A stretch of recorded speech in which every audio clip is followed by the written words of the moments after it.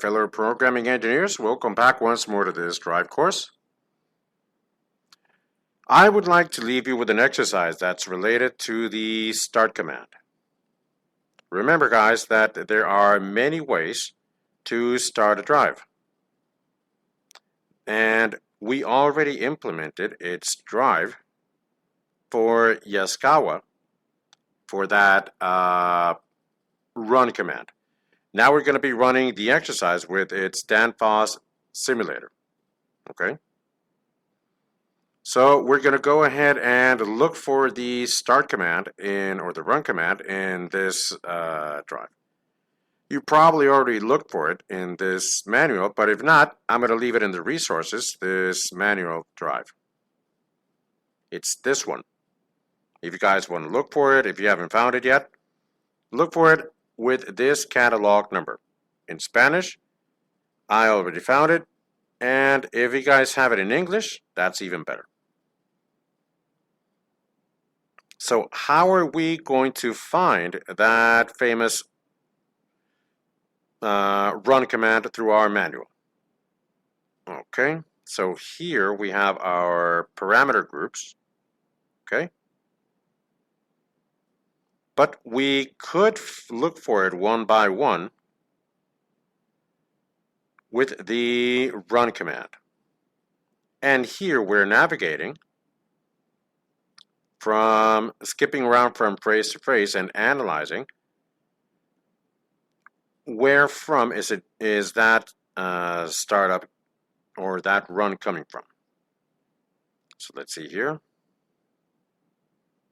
This is a no. And apparently these are digital inputs. They're close, but they're not there yet. Okay, let's see here. So no.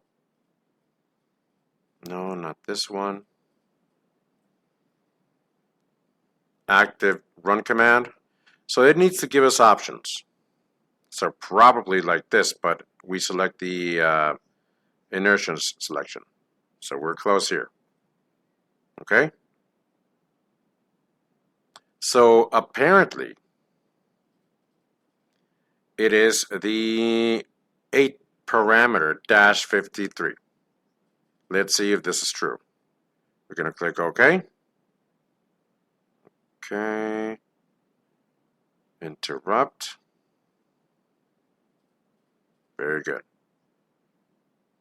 We're going to look for our parameters. It is in part number 8. Then C53, which is 5. Then 1, 2, 3. So run or stop selection. So here we're going to select this. And it's set by default for the O logic, which is basically through communication. It says communication port in series or through digital inputs. So it has more options, okay? Whether it is by communication or by digital inputs. If I wanted to only by digital input, I would have to select 0, which is this one. And then if you notice, it starts making more sense if we have it next to it, our manual. Again, I do not know what each parameter is for every brand. No one knows, actually. Okay, these are many, many, many data. This is a lot of data. So this is the logic that is implemented for each drive. And with this, basically, no drive is actually going to limit us. Okay? So here we have digital inputs. Option 1 on behalf of the bus. So, and our logic, that's Y, which is an AND. So we need a permission on behalf of the communication for the communication port, and additional to this through one of the digital inputs. Okay? So this means that it needs to assign a permission with a PLC, like saying, well, you can start now because you have everything active, but also you need to activate the digital input that you are programming, okay, to start. And the old logic part is either the communication part or the other point for any one of these that you have active through the digital input. And if I only want a digital input, then I'm going to select it here. Okay? So this was a very quick video so you guys could see how this all works, the parameter part, so that we could basically use it for any type of drive.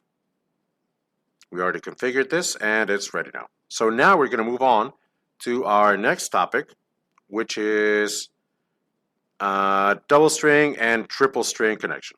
Thank you, and we'll be in touch.